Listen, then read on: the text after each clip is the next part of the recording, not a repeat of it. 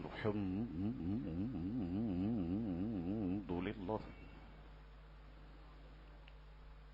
الحمد لله نحمده ونستعينه ونستغفره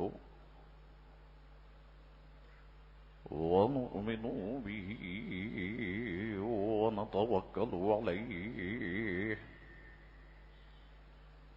ونعوذ بالله من شرور أنفسنا ومن سيئات أعمالنا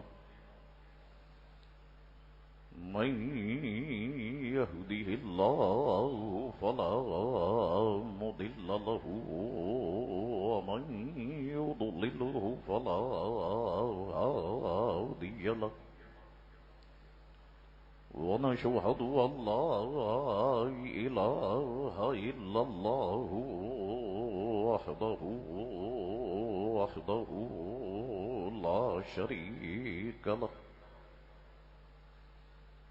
ونشهد أن سيدنا ومولانا محمدا عبده ورسوله أرسله بالحق بشيرا ونذيرا أما بعد فأعوذ بالله من الشيطان الرجيم بسم الله الرحمن الرحيم النبي أولى بالمؤمنين من أنفسهم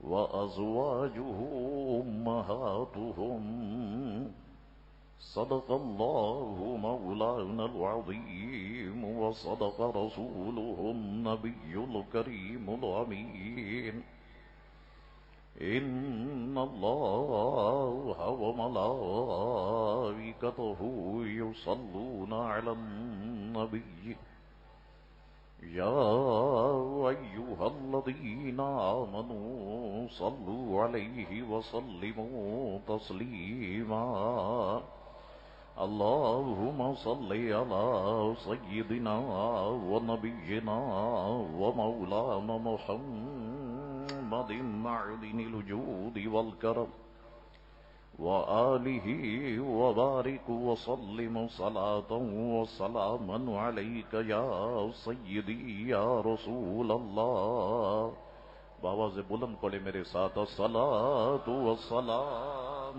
عليك يا رسول الله وعلى آلك وصحابك يا حبيب الله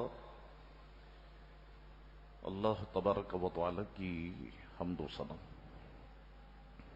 اور دل کی گہرائیوں سے حضور رحمت عالم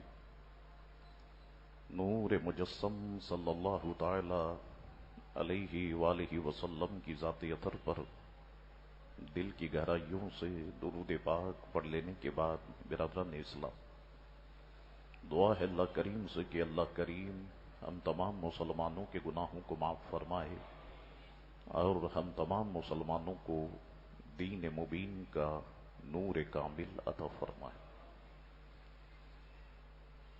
آج کی نشست میں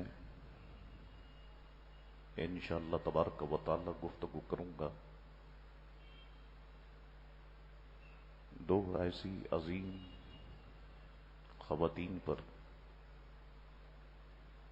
کہ جن کے نالے پاک کے صدقے اللہ نے ہمیں یہ زندگی عطا فرمائی ہے۔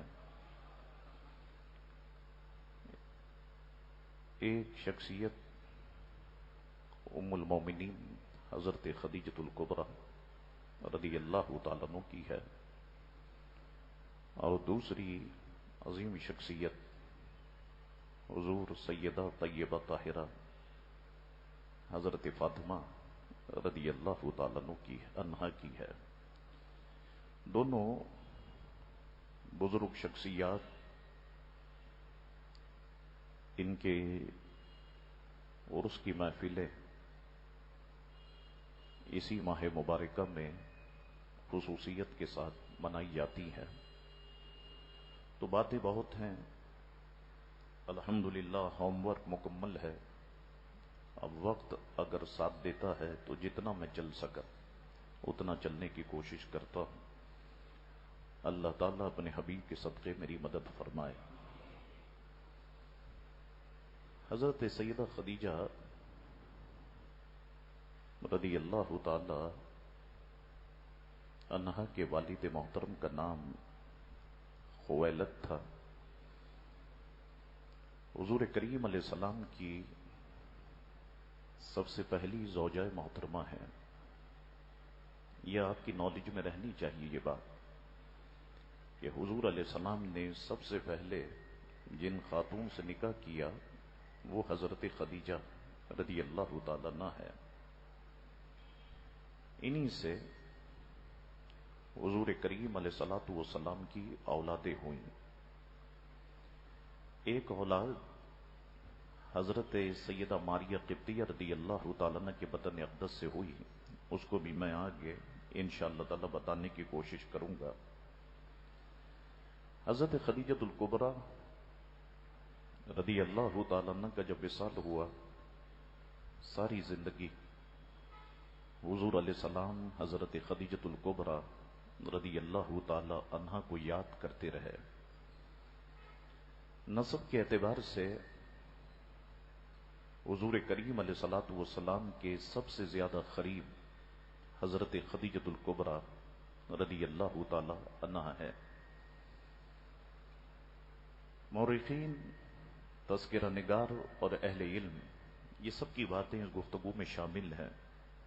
وہ کہتے ہیں کہ آپ کے والد اپنے قبیلے میں نہایت ہی اعلی حیثیت کے حامل تھے۔ ہر شخص حضرت خدیجۃ الکبریٰ رضی اللہ تعالی عنہ کے والد محترم کو عزت اور احترام کی نظروں سے دیکھا کرتا تھا۔ مکہ شریف میں اقامت پذیر رہے فاطمہ بنت زائدہ نامی خاتون سے حضرت خدیجۃ الکبریٰ رضی اللہ تعالی عنہ کے والد محترم نے نکاح کیا۔ فاطمہ بنت زائدہ نامی خاتون سے نکاح کیا اور اللہ رب العزت نے پھر ان کے بطن اقدس سے ایک عظیم شہزادی کو پیدا کیا کہ جن کے مقدر میں ام المومنین بننا لکھ چکا تھا، اور وہ حضرت خدیجۃ الکبریٰ رضی اللہ تعالی عنہ ہے۔ حضرت خدیجۃ الکبریٰ شروع ہی سے بہترین صفات کی حامل تھی۔ مورخین کہتے ہیں کہ بہت ذہین خاتون تھی۔ فطانت کے اعتبار سے پورے مکے کی وادیوں میں حضرت خدیجہ کا کوئی مقابل نہیں تھا۔ عفت اور عصمت یعنی پاک دامنی کی صفات جمیلہ سے اللہ رب العزت نے آپ کو نوازا ہوا تھا۔ جب آپ سن بلوغت کو پہنچی یعنی بالغ ہوئی تو اپنے پاکیزہ و جمیلہ اخلاق و کردار کی وجہ سے پورے عرب معاشرے میں مشہور ہو گئی، اور عرب معاشرے میں آپ کا لقب طاہرہ یعنی پاکیزہ آپ کہہ سکتے ہیں، یہ لقب مشہور ہو گیا۔ حضرت خدیجۃ الکبریٰ رضی اللہ تعالی عنہ کے چچا زاد بھائی، یہ چچا زاد بھائی ہیں کہ جن کا ذکر بار بار آتا ہے۔ جب بھی حضور کریم علیہ السلام کی سیرت پہ گفتگو ہوگی تو ان کا نام ضرور آئے گا، اور وہ نام ہے ورقہ ابن نوفل کا۔ یہ ورقہ ابن نوفل حضرت خدیجۃ الکبریٰ کے چچا زاد بھائی تھے۔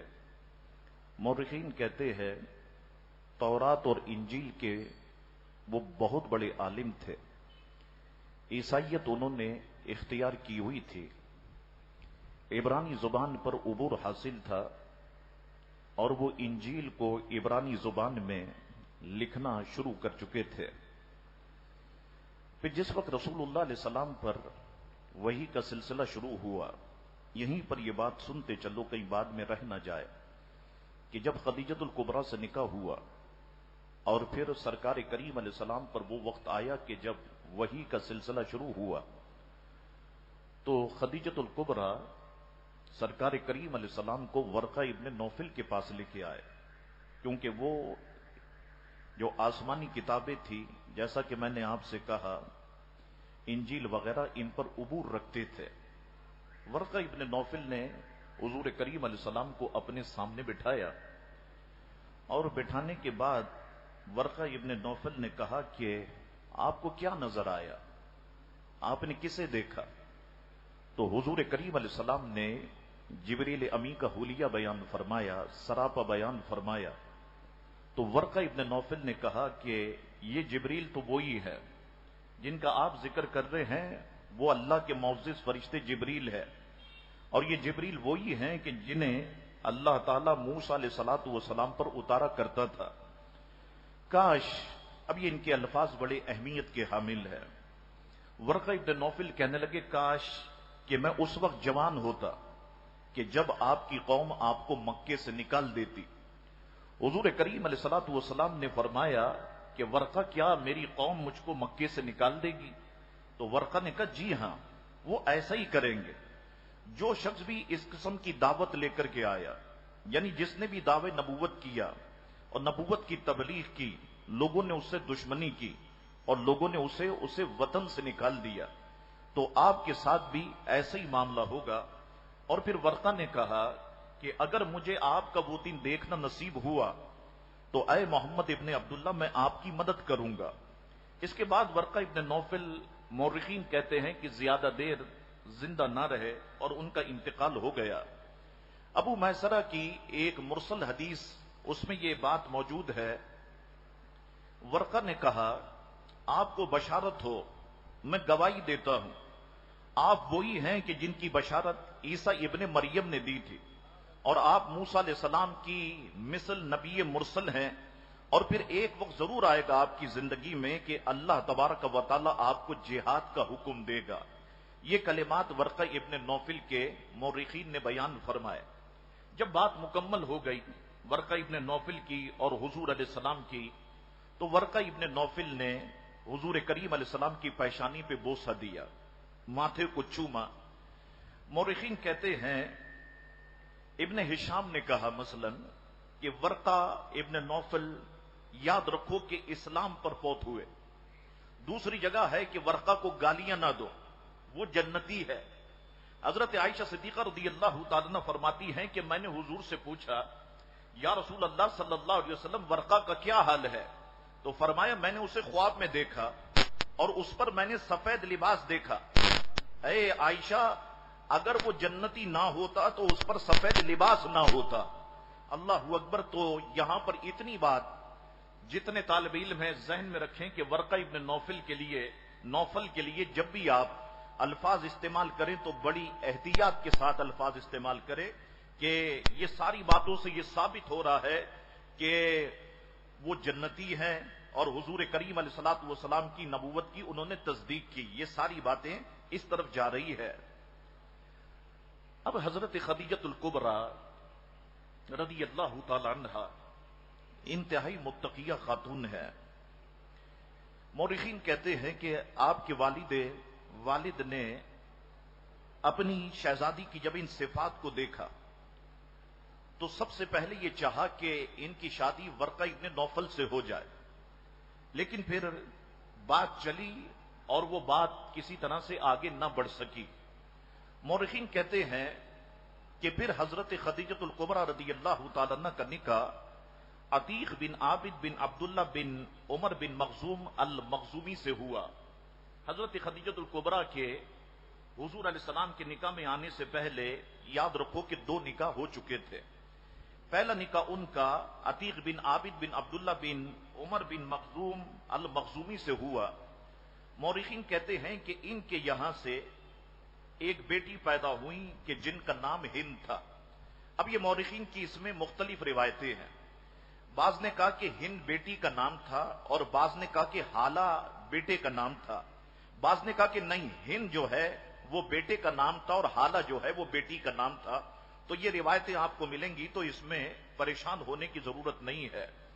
مورخین اور تذکرہ نگار کہتے ہیں کہ آپ کا نکاح پھر ان کے بعد ابو حالہ بن بناش تمیمی سے ہوا، اور ان سے آپ کے یہاں 2 اولادیں پیدا ہوئی۔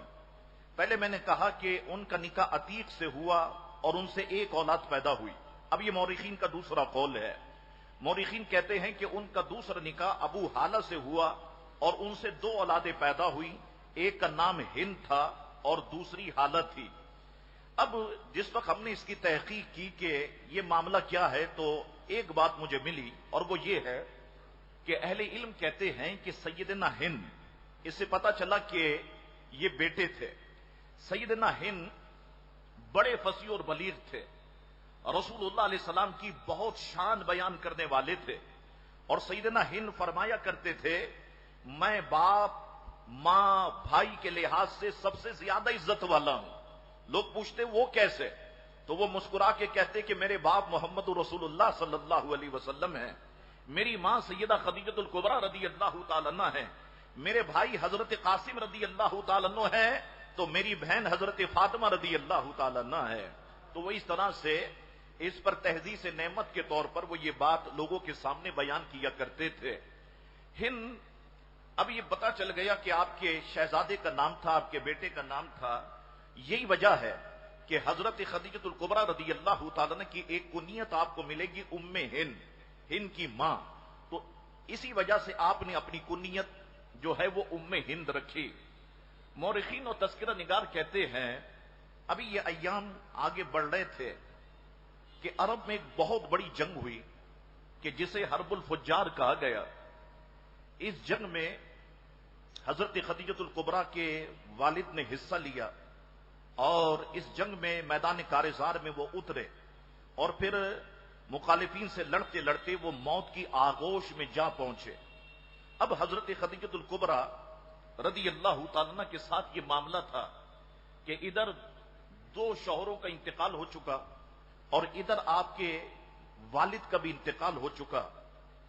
حضرت خدیجہ الکبریٰ رضی اللہ تعالیٰ عنہ کے لیے مورخین کہتے ہیں کہ اب سارے معاملات کو سنبھالنا کچھ آسان کام نہیں تھا، بہت مشکل کام تھا، کیونکہ آپ کے والد بھی تجارت کرتے تھے، آپ کے خاندان کے لوگ بھی تجارت کرتے تھے۔ حضرت خدیجہ الکبریٰ ایک بیوہ خاتون تھی، اور دور جاہلیت میں، بلکہ آج کے دور میں بھی، جسے ہم بڑا پڑھا لکھے لوگوں کا دور کہتے ہیں، آج کے دور میں بھی آپ جانتے ہیں کہ ایک عورت کا بزنس کرنا کتنا مشکل ہے، وہ بیوہ ہو یا نہ ہو، لیکن اس کا بزنس کرنا مان لو کہ بہت مشکل کام ہے۔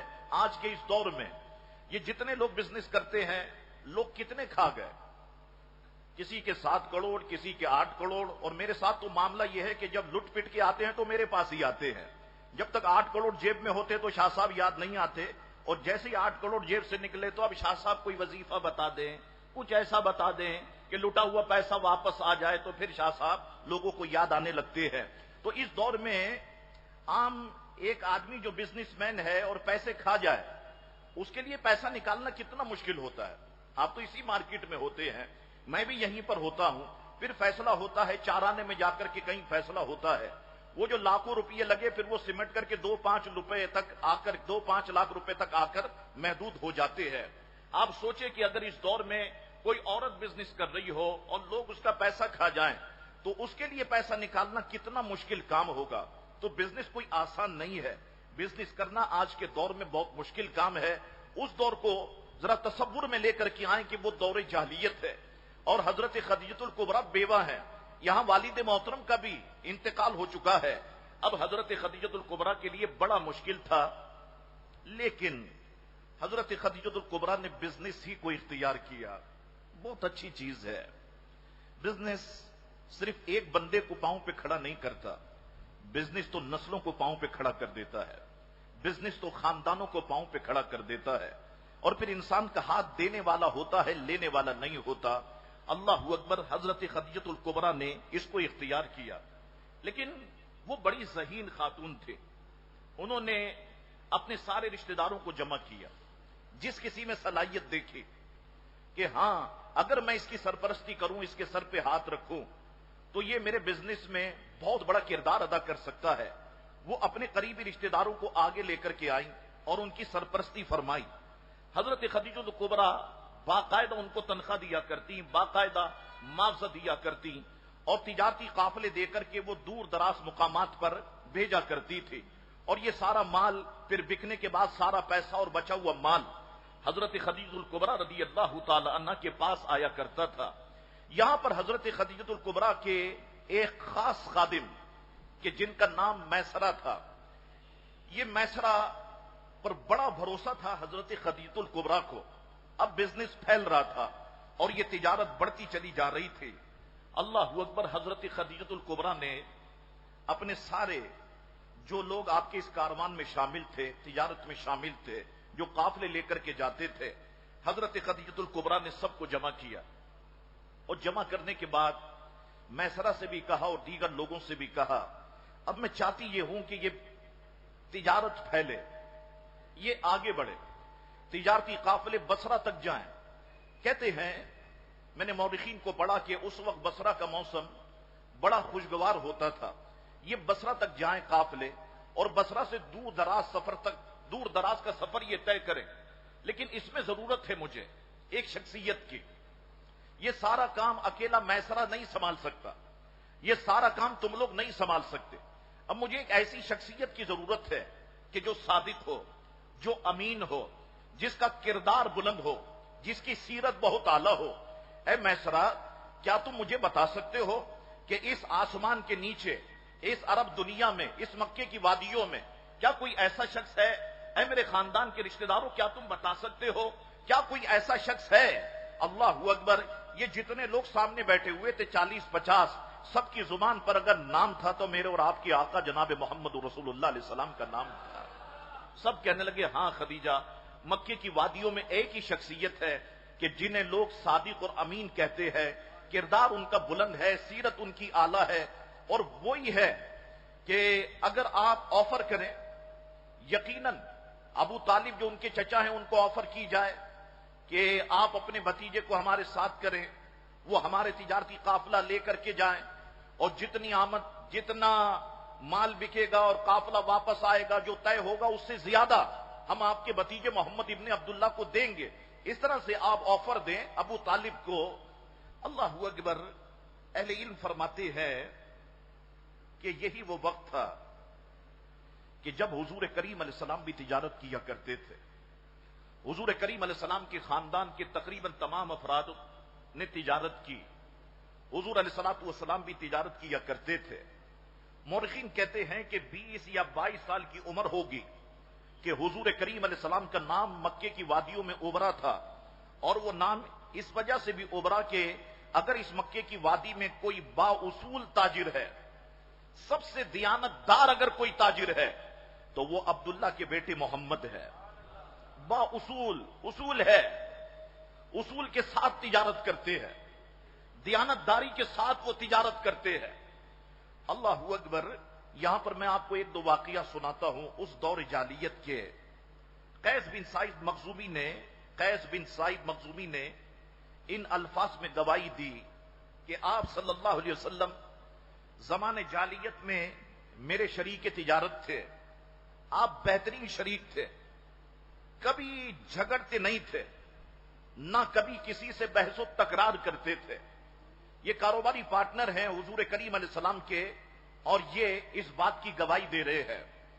دیکھو لوگوں، انسان کو پہچاننا ہو تو بہت ساری چیزیں ہیں. آپ کسی کے ساتھ سفر کر لیں، آپ انسان کو پہچان لیں گے. آپ اپنی بیٹی اس کے بیٹے کے نکاح میں دے دیں، انسان پہچانا جائے گا. اسی طریقے سے آپ کسی کے ساتھ کسی کو پارٹنر بنا لے کاروبار میں، انسان پہچانا جائے گا.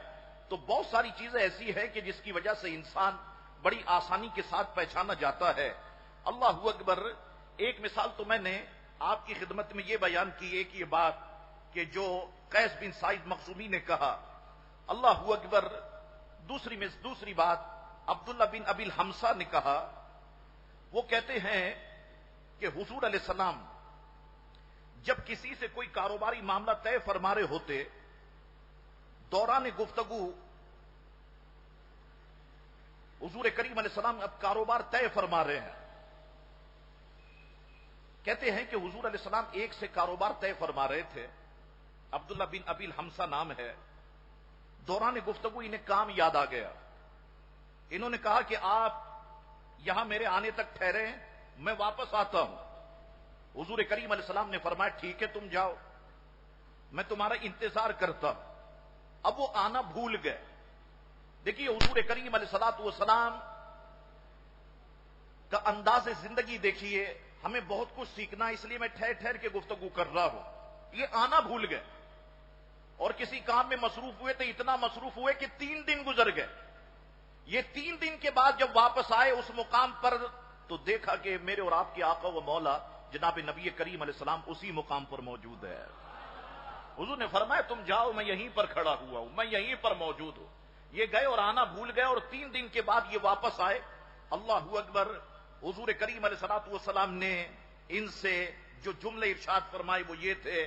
حضور نے صرف اتنا کہا اے عبداللہ تم نے مجھ مصطفیٰ کو مشقت میں ڈال دیا, میں 3 روز سے یہاں کھڑا ہوا تمہارا انتظار کر رہا ہوں.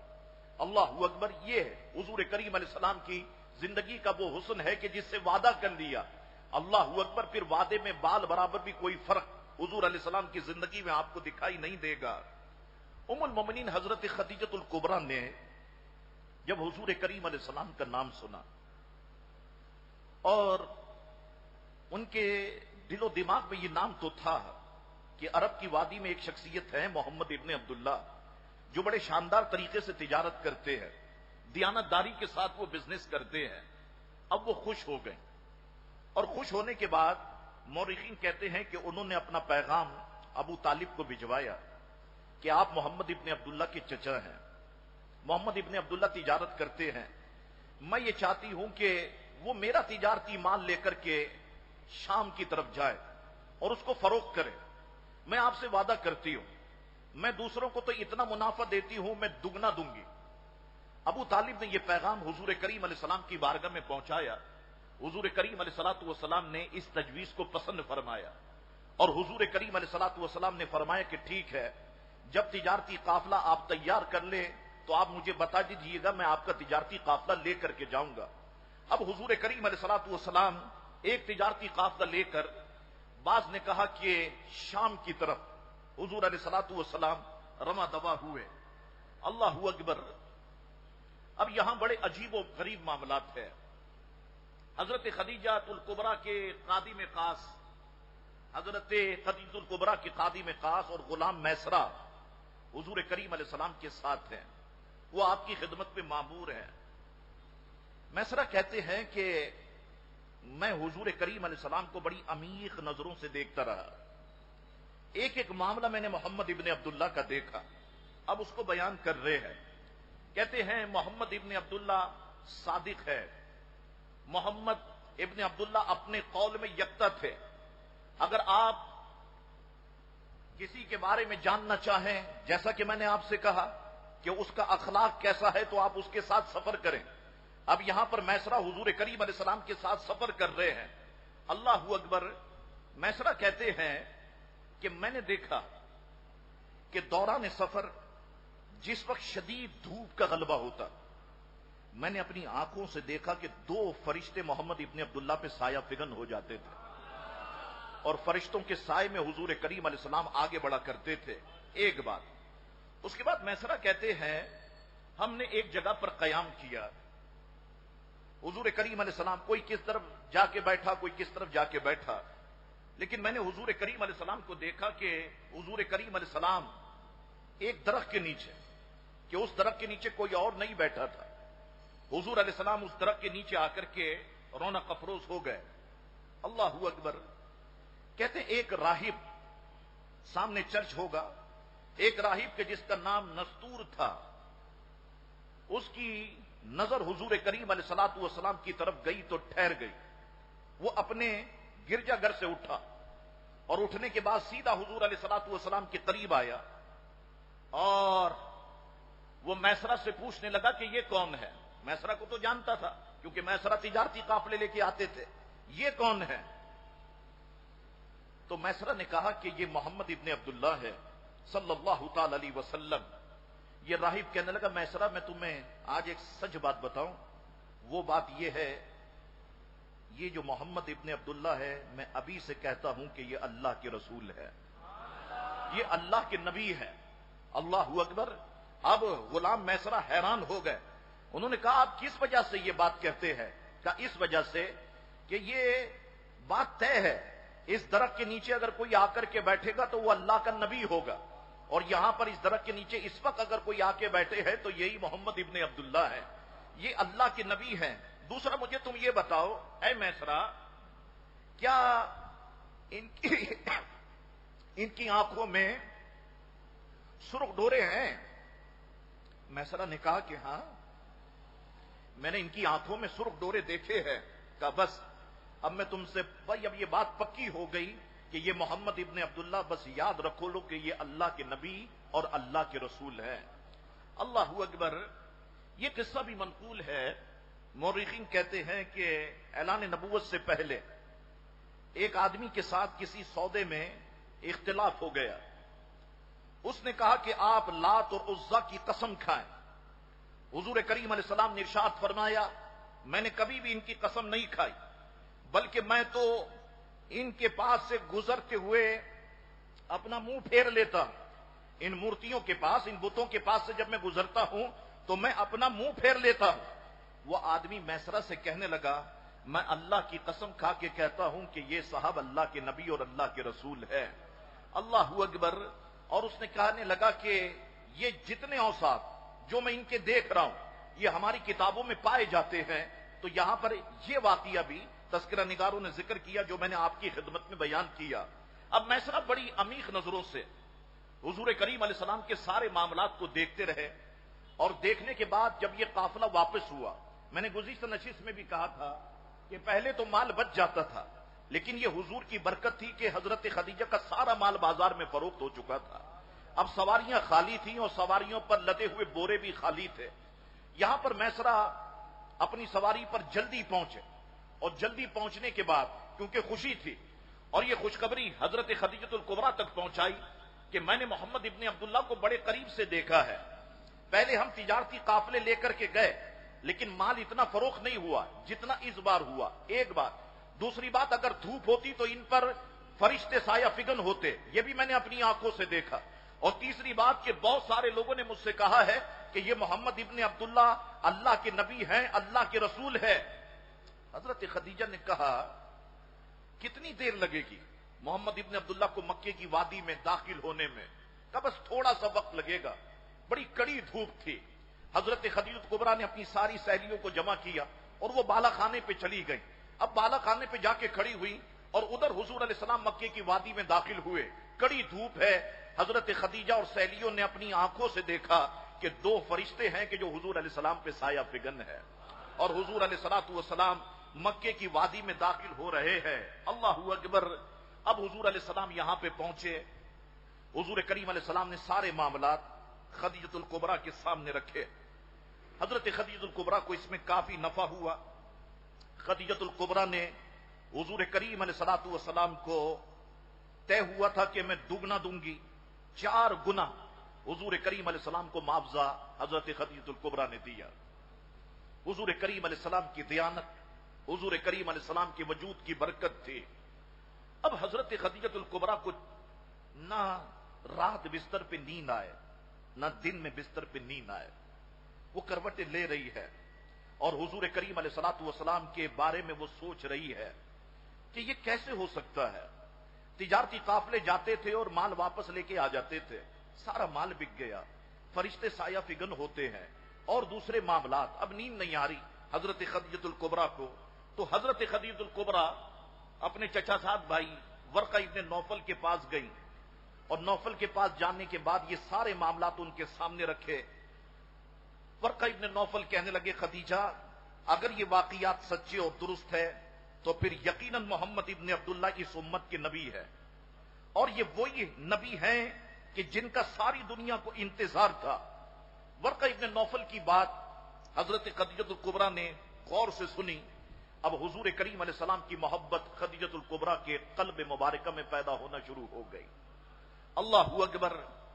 اب حضرت خدیجۃ الکبریٰ کے دل میں نکاح کا شوق پیدا ہوا اور آپ نے سب سے مشورہ کیا، اور پھر شام کے سفر کے بعد اس تجارتی قافلہ جو واپس آیا 2 مہینے 25 دن کے بعد خود حضرت خدیجۃ الکبریٰ نے پیغام نکاح ابو طالب تک پہنچایا، اور ابو طالب نے وہ پیغام نکاح حضور کریم علیہ السلام کی بارگاہ میں پہنچا دیا کہ خدیجۃ الکبریٰ آپ سے نکاح کرنا چاہتی ہے، آپ سے شادی کرنا چاہتی ہے۔ بعض نے کہا کہ پیغام نکاح آپ کے چچا یعنی خدیجۃ الکبریٰ کے چچا عمر بن اسد نے حضور کریم علیہ السلام کی بارگاہ میں پہنچایا۔ بعض نے کہا کہ پیغام نکاح حضرت خدیجۃ الکبریٰ کے بھائی عمر بن خویلد نے حضور کریم علیہ السلام کی بارگاہ میں پہنچایا۔ بہرحال پیغام نکاح حضرت خدیجۃ الکبریٰ کی طرف سے حضور کریم علیہ السلام کی بارگاہ میں پہنچ چکا تھا۔ اب نکاح کی حسین تقریب منعقد ہونے والی ہے۔ اللہ اکبر۔ حضور کریم علیہ السلام اور حضور کریم علیہ السلام کے خاندان کے دیگر اور لوگ سب حضور کریم علیہ السلام کے ساتھ شامل ہے۔ تاریخ طے ہو گئی۔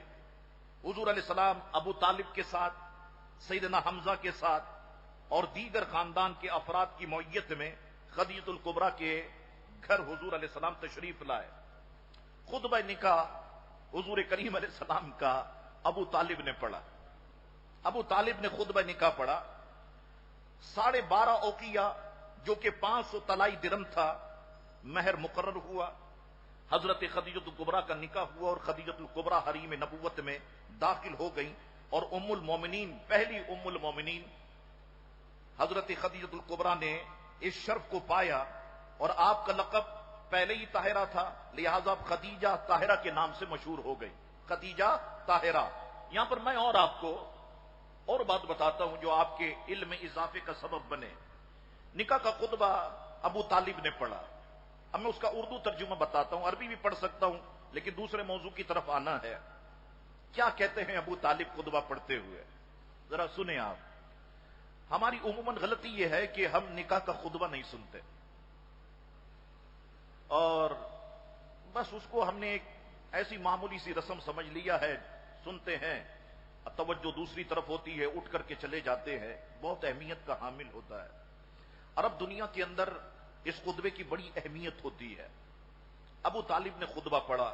اما بعد، محمد صلی اللہ علیہ وسلم وہ ہیں، الفاظ سنیے آپ، محمد صلی اللہ علیہ وسلم وہ ہیں کہ قریش کا کوئی جوان شرف، رفت، عقل اور فضیلت میں اگر آپ کے ساتھ تولا جائے تو محمد ابن عبداللہ ہی بھاری نکلیں گے۔ یہ بھاری ہوں گے، یہ وزنی ہوں گے۔ اگرچہ بظاہر مال کے لحاظ سے کم ہے، بظاہر مال کے لحاظ سے کم ہے، لیکن مال ایک زائل ہونے والا سایہ ہے، اور ایک عاریت ہے، ایک ادھار لی ہوئی چیز ہے جو واپس کی جانے والی ہے۔ یہ خدیجہ بنت خویلد کے نکاح کی طرف مائل ہے، اور اسی طرح خدیجہ آپ سے نکاح کی طرف مائل ہے۔ ان کلمات سے پہلے ابو طالب نے جو کلمات کہے، مورخین کہتے ہیں یہ بھی بڑے سننے کے قابل ہے۔ وہ کہنے لگے سب تعریف اللہ کے لیے ہے جس نے ہمیں سیدنا ابراہیم کی ذریت، سیدنا اسماعیل کی نسل سے پیدا فرمایا، ہمارے لیے ایسا گھر مقرر کیا کہ جس کا ارادہ کر کے لوگ دور دور سے آتے ہیں، اس کی 4 دیواری کو امن والا بنایا، اور ہم کو اپنے گھر کا امین اور محافظ بنایا، اور پھر ہم کو اللہ نے لوگوں پر حاکم بنایا۔ یہ قبیلہ بنی ہاشم تھا، اس کی حاکمیت لوگوں کے اوپر تھی۔ اللہ اکبر۔ اب یہ خطبہ دے دیا۔ آپ نے کبھی 2 خطبے نہیں سنے ہوں گے۔ ابو طالب نے خطبہ دیا، خطبہ ختم ہوا، اب ورقہ ابن نوفل کھڑے ہو گئے، اور بحیثیت ولی انہوں نے بھی کچھ باتیں کرنا شروع کی۔ وہ کہتے ہیں سب تعریف اللہ کے لیے ہے جس نے ہمیں ایسا ہی بنایا جیسا کہ ابو طالب نے بیان کیا، ہمیں ایسی ہی فضیلت عطا فرمائی جیسا کہ آپ نے شمار کی۔ ہم عرب کے سردار اور رہنما ہیں، اور آپ سب بھی، کوئی قبیلہ، کوئی شخص آپ کے فضائل، فقر و شرف کا انکار نہیں کر سکتا، اور ہمیں آپ کی شرافت اور نجابت اور قومیت سے تعلق پیدا کرنے کی رغبت ہوئی۔ بس اے قبائل قریش گواہ رہو کہ میں نے خدیجہ بنت خویلد کا نکاح محمد ابن عبداللہ سے کر دیا ہے۔ یہ الفاظ ورقہ ابن نوفل نے کہے. جب ورقہ خاموش ہوئے تو ابو طالب کہنے لگے بہتر ہوگا کہ عمر بن اسد جو خدیجۃ الکبریٰ کے چچا ہیں وہ بھی اس کی توثیق کر دے. اس پر عمر بن اسد کھڑے ہوئے اور کہا اے قریش گواہ رہو، میں نے خدیجہ بنت خویلد کو محمد ابن عبداللہ صلی اللہ علیہ وسلم کے نکاح میں دے دیا ہے. اللہ اکبر. اب ایجاب و قبول ہو گیا. سرداران قریش نے ابو طالب کو مبارکباد دی اور بنو ہاشم کے لوگوں کو مبارکباد دی. اس طرح حضور کریم علیہ الصلوۃ والسلام کی یہ تقریب نکاح منعقد ہوتی ہے. اب یہ لمحات ختم ہو گئے. اب مکی معاشرے میں آج ایک نیا گھر ہے کہ جو لوگوں کو دکھائی دے رہا ہے. ایک نیا گھر ہمارے سے وجود میں آ گیا اور یہ گھر حضور کریم علیہ السلام کا گھر ہے. یہ گھر حضرت خدیجۃ الکبریٰ کا گھر ہے. ہم جتنے شادی شدہ لوگ بیٹھے ہیں وہ بھی اس پر غور کرے اور سب کو غور کرنا چاہیے. مورخین اور اہل علم کیا کہتے ہیں؟ کہتے کائنات کا سب سے افضل گھرانہ جس میں امن ہی امن ہے، سکون ہی سکون ہے، اطمینان کا دور دورہ ہے. اللہ تعالیٰ نے انہیں مال و دولت سے نوازا ہوا ہے مگر انہیں ہر وقت فکر ہے تو دوسرے لوگوں کی فکر ہے. جو معاشرے میں سب سے زیادہ کمزور اور لاچار لوگ ہیں ان دونوں میاں بیوی کو، اس جوڑی کو اگر فکر ہے تو ان لاچار لوگوں کی فکر ہے، ان کمزوروں کی فکر ہے. اور اس گھر سے ایسے لوگوں کی مدد کی جاتی رہی جو یتیموں، بیواؤں، مسکینوں کے ساتھ ان کی مدد کی جاتی رہی. جو ان کے ساتھ اچھا سلوک کرتا ان کی مدد کی جاتی رہی. اعلانیہ طور پہ بھی مدد ہوتی رہی، خفیہ طور پہ بھی مدد ہوتی رہی. یہ وہ گھرانہ ہے جو سارے غریبوں کا خیال رکھتا ہے. یہ وہ گھرانہ ہے جو اپنے خاندان کے غریبوں کا بھی خیال رکھتا ہے. اللہ اکبر. یہ بہت بڑی بات ہے. لوگوں، ہم لوگ شادیوں پر کتنا پیسہ لگا دیتے ہیں آپ کے سامنے ہے. اس پیسے میں ہم اگر کچھ غریبوں کو اپنے ساتھ شامل کر لیں تو ان کا بھی نکاح ہو سکتا ہے.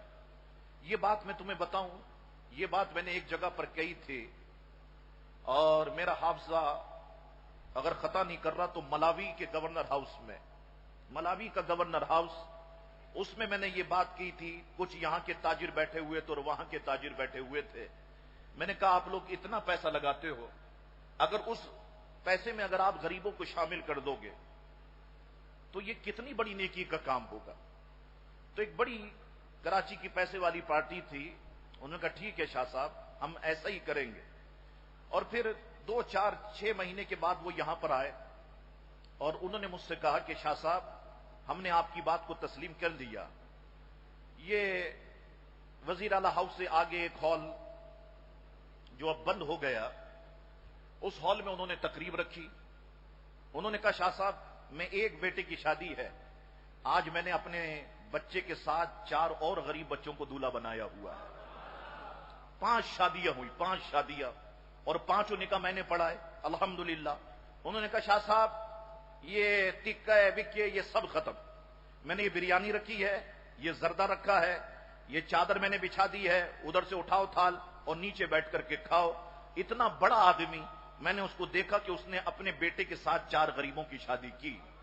لوگوں، شادی ہوتی ہے ختم ہو جاتی ہے، ایک وقت ہے گزر جاتا ہے، لیکن ایسے کام کر کے اس دنیا سے جاؤ کہ واقعتاً دنیا بھی تمہیں یاد کرے اور دنیا تمہاری قبر پہ آ کر کے کم از کم فاتحہ تو پڑھے کہ ہاں یہ غریب پرور تھا، یہ غریبوں سے محبت کرنے والا تھا.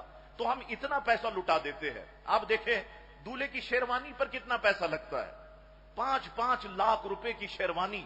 میں تو حیران ہو جاتا ہوں. اور بعض جن کے پاس اللہ نے پیسہ دیا ان کو تو پسند ہی نہیں ہے صاحب ہم پاکستان کراچی سے سلوائے نہیں، وہ انڈیا بھاگتے ہیں اور وہاں سے سلوا کے آتے ہیں. دلہن کے جوڑا یہ بھی 5 لاکھ روپے کا، 10 لاکھ روپے کا جوڑا. اللہ اکبر. حیرانگی ہوتی ہے کتنا پیسہ ضائع ہو رہا ہے. دوسری طرف اگر ہم کھانے کی طرف آ جائیں، ذرا دیکھیں آپ کھانے کا حال، کتنا کھانا ضائع ہوتا ہے. کھانا تھوڑا سا ہے مگر ہماری شاید یہ عادت پڑ گئی کہ ہم نے پوری پلیٹ بھرنی ہے، سب کچھ ڈالنا ہے. میں آپ کو بتاؤں لیاقت آباد میں ایک جگہ شادی ہو رہی تھی اور وہ شادی حیدرآباد دکن کے لوگوں کی شادی تھی، حیدرآبادیوں کی شادی تھی. اچھا حیدرآباد دکن میں یہ میں بات آ گئی بس دماغ میں بیان کر رہا ہوں. وہاں حیدرآباد دکن کے اندر بگارے بیگن یہ بہت مشہور ہے, بڑے اچھے طریقے سے یہ بناتے ہیں. وہ بگارے بیگن انہوں نے بنائے ہوئے تھے. اتفاق کی بات ہے جیسی ڈشز اٹھی لائٹ چلی گئی. اچھا لوگ سمجھے کہ یہ تو رانے ہیں, لوگ رانے سمجھ کر کے اسے پلیٹ میں ڈالتے رہے. بعد میں جب ہاتھ ڈالا پتا چلا یہ تو نرم اور پچپچا سا, یہ تو بیگن رکھا ہوا ہے. اللہ اکبر. تو عجیب سے تماشے میں دیکھتا ہوں, کھانا کتنا ضائع ہو رہا ہے. ہماری دعوتوں میں کھانا ضائع ہو رہا ہے, اور سب سے زیادہ کھانا اگر کہیں ضائع ہوتا ہے کوئی مجھ سے پوچھے تو سعودی عرب میں سب سے زیادہ کھانا ضائع ہوتا ہے, مکہ شریف میں سب سے زیادہ کھانا ضائع ہوتا ہے, مدینہ شریف میں سب سے زیادہ کھانا ضائع ہوتا ہے. یہ دسترخوان بچتا ہے, تھوڑی دیر اذان ہوگی, آپ نے ابھی کھجور ڈالی اور کچھ کھایا, فوراً دسترخوان جو ہے وہ لپیٹ دیا جائے گا, اٹھا کر کے وہ کچرے کے ڈبے میں ڈال دیا جائے گا. سارے بن اس کے اندر, دہی کے پیالے اس کے اندر, پانی کی بوتلیں اس کے اندر. تو سب کچھ یہ ہمارے سامنے ضائع ہو رہا ہے اور ہم اسے دیکھ رہے ہیں. ادھر صومالیہ کی طرف چلے جاؤ, ان غریبوں کے پاس کھانے کے لیے کچھ نہیں ہے. ادھر تم شام کی طرف آ جاؤ, یہ ابھی جو حالات ہیں شام کے, دنیا خاموش ہے, دنیا خاموش ہے. لیکن رلا دیں گے شام کے حالات آپ کو, جو ہماری عورتوں کے ساتھ وہاں پہ ہو رہا ہے, ہماری بیٹیوں کے ساتھ جو وہاں پہ ہو رہا ہے, ہماری بچیوں کے ساتھ جو وہاں پہ ہو رہا ہے. ایک عورت کی میں نے کلپ دیکھی, وہ رو رہی تھی کہ مسلمانوں ہماری مدد کرو, ہماری عزتیں کس طریقے سے لوٹی جا رہی ہے. شام کے اندر وہ درندگی کا کھیل کھیلا جا رہا ہے, ان کے پاس بھی کھانے کے لیے کچھ نہیں ہے. تو مسلمانوں خدا کے لیے اس غذا کی قدر کرنے کی کوشش کرو, اس کھانے کی قدر کرنے کی کوشش کرو. اور بھی اس پہ گفتگو ہو سکتی ہے لیکن میں نے بڑی تیزی کے ساتھ آگے بڑھنا ہے. اللہ اکبر. حضور کریم علیہ السلام کا یہ گھر ہے, اس گھر میں 2 بچے بھی پرورش پا رہے ہیں جو حضرت خدیجہ الکبریٰ کے پہلے شوہروں سے ہے. ایک بیٹی ہے اور ایک بیٹے ہیں. اب زندگی کے ایام آگے بڑھنا شروع ہوتے ہیں. حضرت خدیجہ الکبریٰ کی یہاں خوشی آتی ہے, اور حضرت خدیجہ الکبریٰ کے بطن اقدس سے حضور کریم علیہ السلام کے پیارے شہزادے حضرت قاسم رضی اللہ تعالی عنہ اس دنیا میں جلوگر ہوتے ہیں. اللہ اکبر. ہر ماں باپ کو خوشی ہوتی ہے, پہلی اولاد بیٹا ہونی چاہیے. بیٹوں کی ایک اپنی خوشی ہے, بیٹیوں کی ایک اپنی خوشی ہے. اب اس پہ کبھی اور میں گفتگو کروں گا, ہمارا معاشرہ کس طرف جا رہا ہے. حضور کریم علیہ السلام بہت خوش ہے, حضرت خدیجہ الکبریٰ بھی بہت خوش ہے. حضرت قاسم تھوڑے بڑے ہوئے, مورخین کہتے ہیں اتنے بڑے ہوئے کہ اپنے پاؤں پہ چلنے لگ گئے. جیسے ہماری زبان میں اردو میں کہتے ہیں پاؤں پاؤں چلنا, اپنے پاؤں پہ چلنے لگ گئے. فرماتے ہیں کہ حضور کریم علیہ السلام دیکھتے انہیں تو بہت خوش ہوتے, خدیجہ الکبریٰ دیکھتی تو بہت خوش ہوتی. لیکن بس یہی وہ عمر تھی کہ حضرت قاسم رضی اللہ تعالی عنہ, مشیت خدا کی یہ تھی کہ ان کا انتقال ہو گیا. حضور بڑی محبت کرتے, اور حضور کریم علیہ السلام کی کنیت ابو القاسم ہو گئی تھی. حضرت قاسم رضی اللہ تعالیٰ جب پیدا ہوئے تو حضور کو لوگ ابو القاسم کہنے لگ گئے تھے. بچپن میں حضور کریم علیہ الصلوۃ والسلام کے ان شہزادے کا وصال ہو گیا. قاسم رضی اللہ تعالی عنہ کی وفات کے بعد اب وقفے سے حضور کریم علیہ السلام کے یہاں اولادیں پیدا ہونا شروع ہو گئی. اللہ تعالیٰ نے حضور کریم علیہ السلام کو 4 بیٹیاں عطا فرمائی. حضرت زینب, حضرت رقیہ, حضرت ام کلثوم ہے اور حضرت فاطمہ ہے. اور حضرت قاسم کے بعد ایک اور بیٹا عطا فرمایا کہ جن کا نام عبداللہ تھا. حضور کریم علیہ السلام کے ایک اور شہزادے کے جن کا نام ابراہیم تھا, یہ حضرت ماریہ قبطیہ رضی اللہ تعالیٰ عنہ کے بطن اقدس سے پیدا ہوئے تھے, اور ان کا بھی بچپن میں انتقال ہو گیا تھا. حضور کریم علیہ السلام کی 4 شہزادیاں حضور کریم علیہ السلام کے ساتھ رہی. حضرت خدیجہ الکبریٰ نے وہ پہلے سے دائی کو مقرر کرتی دودھ پلانے کے لیے. جیسے آپ کی اولاد ہوتی تو دائی آپ کو دودھ پلایا کرتی تھی آپ کی اولاد کو. اللہ اکبر. اب یہ 4 شہزادیاں حضور کریم علیہ الصلوۃ والسلام کی بڑے ہونا شروع ہوتی ہے. بیٹیوں کی اپنی برکتیں ہیں. حضور کریم علیہ السلام جب بیٹیوں کے درمیان جلوہ گر ہوتے تو حضور علیہ الصلوۃ والسلام بہت خوشی کا اظہار فرماتے, حضور علیہ السلام بہت خوش ہوتے. اب حضور کریم علیہ السلام کی یہ 3 شہزادیوں پر گفتگو تو میں انشاءاللہ تبارک و تعالی پھر کبھی کرتا ہوں, لیکن آئیے جو مہینہ چل رہا ہے اور جس میں کہ عرس منایا جاتا ہے حضرت سیدہ طیبہ طاہرہ حضرت فاطمہ رضی اللہ تعالیٰ عنہ کا، آؤ ہم حضرت فاطمہ رضی اللہ تعالیٰ عنہ کی سیرت ناز کی طرف چلتے ہیں، اور میں ان کی سیرت ناز کی کچھ جھلکیاں محدود سا وقت ہے آپ کی خدمت میں بیان کرتا ہوں، لیکن پہلے کہتا ہوں قرآن کی روز و شب تلاوت زبان پر، قرآن کی روز و شب تلاوت زبان پر، کہہ دو سبحان اللہ۔ قرآن کی روز و شب تلاوت زبان پر، قرآن کی آیتیں ہیں ثنا خوان فاطمہ، قرآن کی روز و شب تلاوت زبان پر، قرآن کی آیتیں ہیں ثنا خوان فاطمہ، ہم کو مٹا سکیں گی نہ باطل کی سازشیں، ہم کو مٹا سکیں گی نہ باطل کی سازشیں۔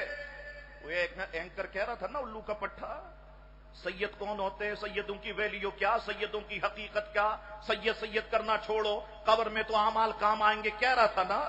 اس کو تو صرف میں نے ابھی گدی سے پکڑا بھی نہیں تھا کہ چیخیں نکل گئی، اس کے ساتھی مولویوں کی چیخیں نکل گئی۔ بابا بھی تو میں نے صرف پاؤں اٹھایا تھا تم پہ رکھنے کے لیے، تو تمہاری اتنی چیخیں نکل گئی۔ انشاءاللہ پکڑوں گا، گدی سے پکڑوں گا اس بے غیرت کو کہ جس نے مذاق اڑایا تھا نا حج کا، جس نے مذاق اڑایا تھا سادات کا۔ انشاءاللہ تعالی وہ وقت آئے گا، ضرور وقت آئے گا کہ میں پکڑوں گا۔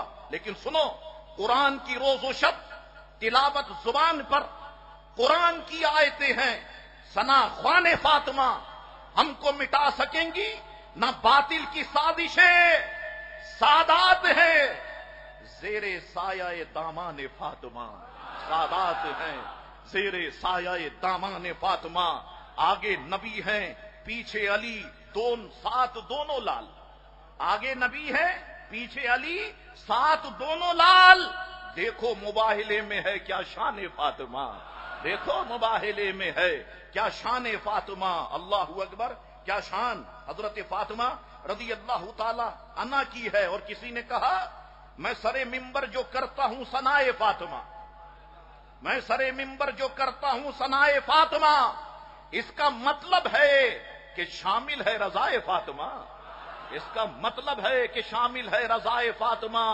کر دیا یہ اعلان اللہ کی یکتائی نے، کر دیا یہ اعلان اللہ کی یکتائی نے، فاطمہ جیسا نہیں کوئی سوائے فاطمہ، فاطمہ جیسا نہیں کوئی سوائے فاطمہ۔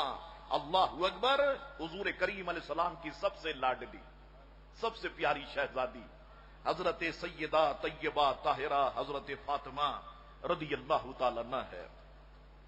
نام فاطمہ، لقب زہرا۔ بعض نے کہا زہرا کلی کو کہتے ہیں، جس طرح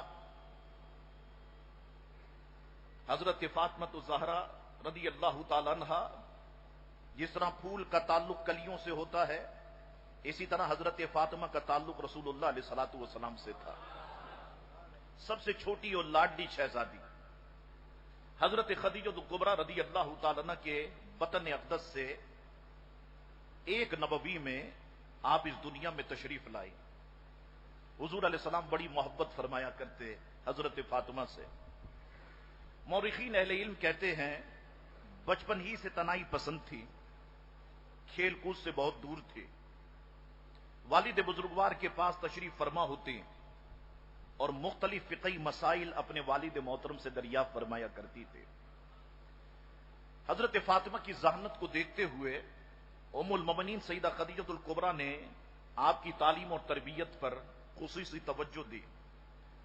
حضرت فاطمہ کی عمر مبارکہ بھی صرف 10 برس رہی کہ والدہ ماجدہ حضرت خدیجہ الکبریٰ اس دار فانی سے رخصت ہو گئی۔ والدہ سے بڑی محبت تھی، اور یہ بات یاد رکھو کہ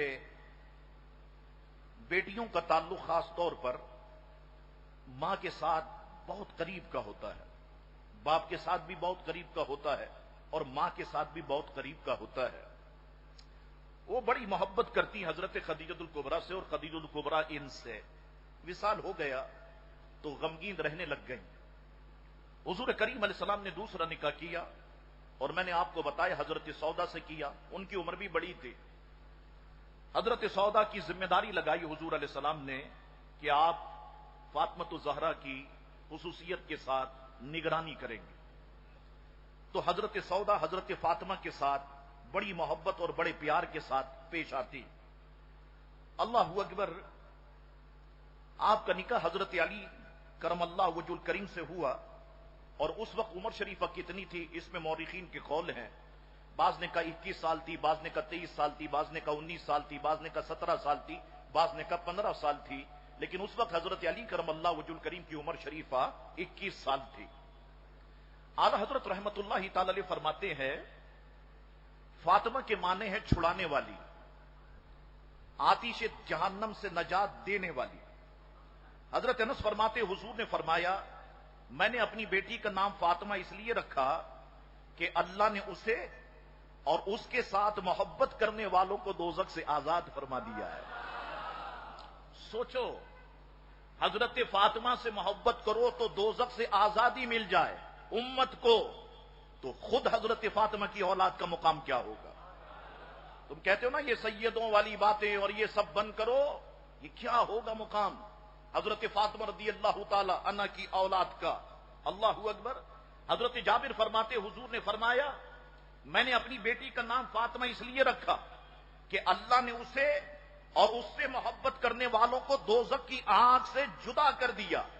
अब्दुल्लाह इब्ने मसूद फरमाते, हुजूर ने फरमाया, मैंने अपनी बेटी का नाम फातिमा इसलिए रखा कि अल्लाह ने उसे और उसकी नस्ल को, सुन लो, अल्लाह ने फातिमा को और फातिमा की नस्ल को, फातिमा की नस्ल कौन है, सादात किराम है, अल्लाह ने फातिमा को, फातिमा की नस्ल को बरोज़े क़यामत आंख से महफूज फरमा दिया। हुजूर अलैहि सलाम ने इरशाद फरमाया, अल्लाहु अकबर। जिस वक्त हजरत फातिमा रज़ी अल्लाह ताला अन्हा हजरत खदीजतुल कुबरा के बतन अक़दस से पैदा हुई, हजरत खदीजा फरमाती है, मुझे जन्नत की खुशबू आती। उम्मुल मोमिनीन सईदा खदीजा ने इसका तज़किरा हुजूर से किया। फिर जिस वक्त हजरत फातिमा इस दुनिया में आई तो हुजूर ने आपका माथा चूमा और चूमने के बाद फरमाया, फातिमा मुझे तेरे सर से जन्नत की खुशबू आती है। अल्लाहु अकबर। ये हुजूर अलैहि सलाम की शहजादी है सैयदा फातिमा ज़हरा रज़ी अल्लाह ताला का मशहूर लक़ब ज़हरा, जिसके माने कली यानी इंतहाई खूबसूरत। हजरत फातिमा का लक़ब ज़हरा के बारे में फरमाते हैं कि निहायत हसीन और जमील थी। आप रज़ी अल्लाह ताला अन्हा को ज़हरा के नाम से इसी वजह से पुकारा जाने लगा। मुफस्सिरीन की एक जमात कहती है कि सैयदा फातिमा जन्नत की औरतों की सरदार है, जन्नत की औरतों की तरह हैज़ और निफास से पाक थी, इसलिए आपको ज़हरा कहा जाता था। चूंकि हैज़ और निफास से पाक थी इसलिए कोई नमाज आपकी कज़ा नहीं हुई। याद रखो, हजरत फातिमा जब से बालिग हुई 20 साल तक कोई नमाज कज़ा नहीं हुई। अगर मेरे पास वक्त बचा तो मैं बताऊंगा आपको, वक्त नहीं है, कि आखिरी वक्त में खुद गुस्ल किया। उम्मे सलमा फरमाती है, मैंने देखा अच्छा गुस्ल किया, नए कपड़े पहने, नमाज अदा फरमाई। नमाज अदा फरमाने के बाद अपना ये मुबारक हाथ अपने गालों के नीचे रखा, सो गई और सोने से पहले फरमाने लगी, अम्मी जान अब इस हालत में मेरी मौत वाक़ई हो जाएगी। अल्लाहु अकबर। ये शान हजरत फातिमा रज़ी अल्लाह ताला अन्हा की है।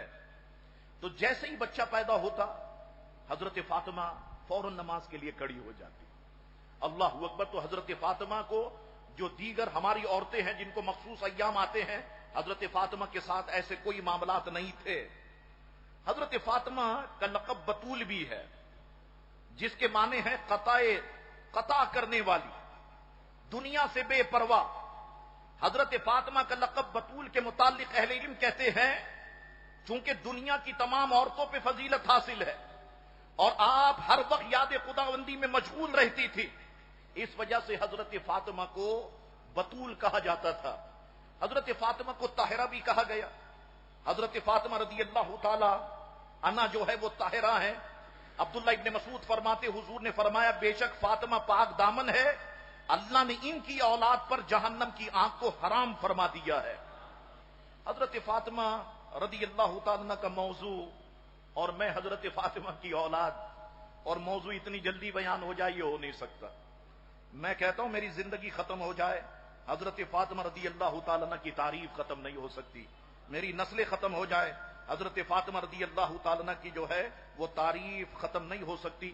لیکن میں آپ کو تعریف تھوڑا سا وقت لیتا ہوں اور تعریف آپ کو بیان کرتا ہوں میں حضور کریم علیہ السلام کی زبان میں. حضرت فاطمہ رضی اللہ تعالیٰ عنہ کی تعریف میں نے کتابوں سے وہ ساری احادیث جمع کی ہے اور یہ 40 کے قریب احادیث ہیں حضرت فاطمہ کی شان میں. کسی کو چاہیے ہو تو مجھ سے لے جائے, میں بیان کرتا ہوں ان میں سے چیدہ حدیث ہے. اپنی زبان کو سبحان اللہ سے تر رکھیں. ہم ان کے چاہنے والے ہیں, نیکیاں تو کچھ ہے ہی نہیں, سب گناہ ہی گناہ ہے. اللہ ان کی محبت کی وجہ سے ہمارا ٹھکانہ جنت بنا دے. عمر بن ابی سلمہ کہتے ہیں کہ جب حضور کریم علیہ السلام پر حضرت ام سلمہ کے گھر میں یہ آیت نازل ہوئی, انما یرید اللہ لیذھب عنکم الرجس اہل البیت, اے اہل بیت, اللہ تو یہی چاہتا ہے کہ تم سے ہر طرح کی آلودگی دور کر دے اور تم کو خوب پاک صاف و ستھرا کر دے. نازل ہوئی تو آپ نے حضرت فاطمہ, حضرت حسن, حضرت حسین کو بلایا. حضور نے اپنی چادر میں ڈھانپ لیا. حضرت علی حضور کے پیچھے تھے, آپ نے انہیں بھی چادر میں ڈھانپ لیا.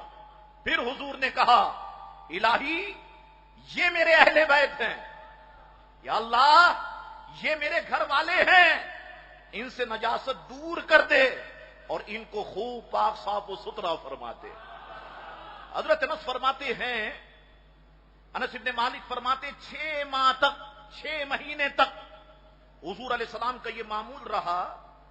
جب نماز فجر کے لیے نکلتے حضرت فاطمہ کے دروازے کے پاس سے گزرتے تو فرماتے اے اہل بیت نماز قائم کرو.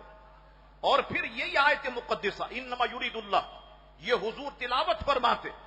مسور بن مخرمہ فرماتے حضور نے فرمایا فاطمہ میرے جسم کا ٹکڑا ہے, جس نے اسے ناراض کیا اس نے مجھ مصطفیٰ کو ناراض کیا.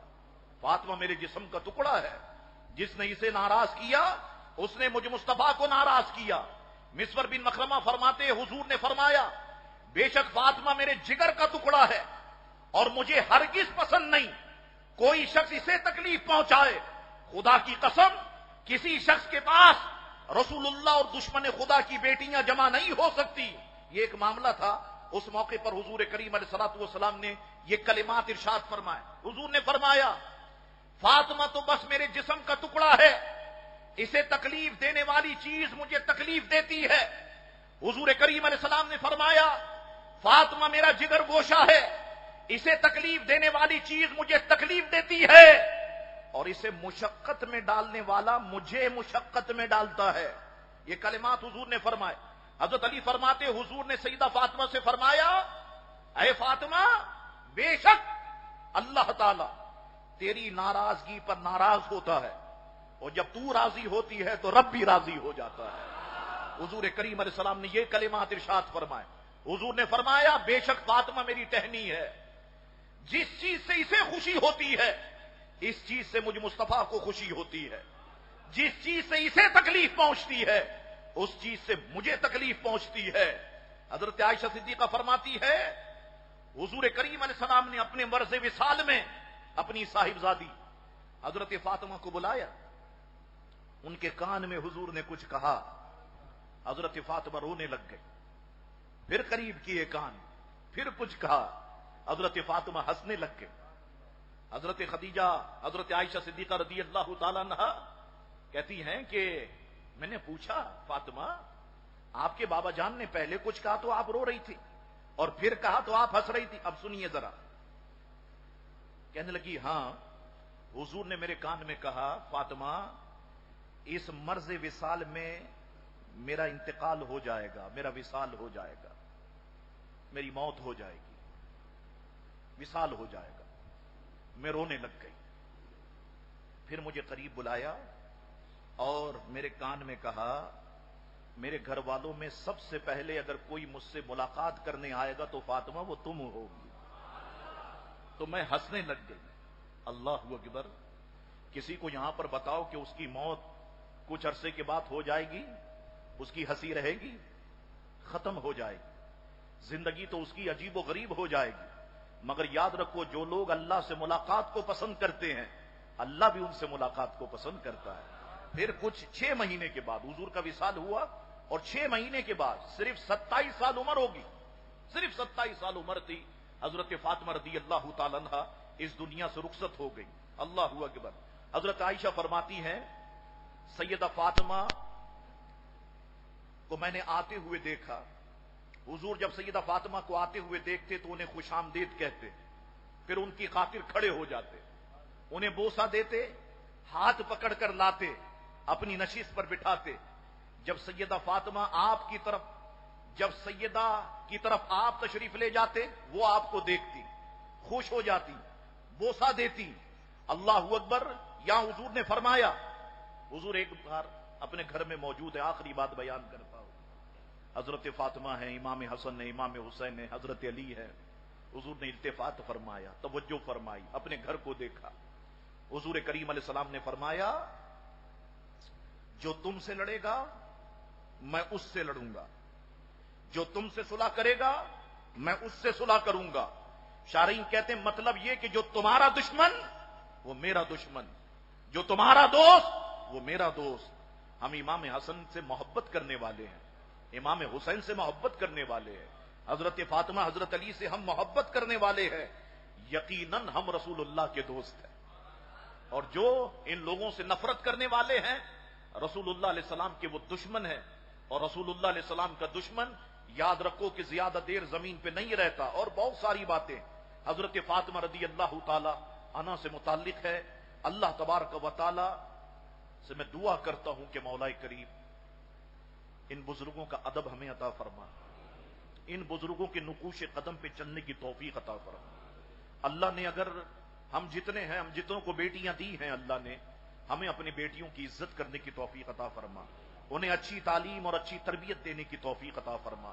حضرت فاطمہ کے نالین کا صدقہ مولا ہماری غلطیوں کو معاف فرما دے, ہماری گستاخیوں کو معاف فرما دے. مولا کریم انسان ہوں, دوران گفتگو کوئی غلطی ہو گئی ہو, میں تجدید ایمان کے طور پہ کہتا ہوں لا الہ الا اللہ محمد الرسول اللہ صلی اللہ تعالی علیہ وسلم. اسلام پہ زندگی نصیب For more فرما. videos, you can ساتھ ایمان کے subscribe مولا our کریم channel. ہم سب کو موت نصیب فرما. For more videos, you وآخر can دعوانا subscribe ان our الحمد channel. للہ رب العالمین.